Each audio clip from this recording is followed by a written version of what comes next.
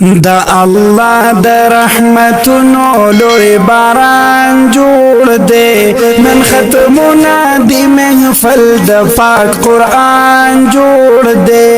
خوشحالی دا الله دا الله دا الله د رحمتونو لوی باران جوړ دے نن ختمونه دی محفل د پاک قرآن جوړ دے خوشحالی دا سوچ قرآن پامین آیات کی او بیا وکڑی پی عملو پاک اللہ باور کوي ورلا د دیخ کل بدلو سوچ قرآن پامین آیات کی او بیا وکڑی پی عملو پاک اللہ باور کوي ورلا د دیخ کل بدلو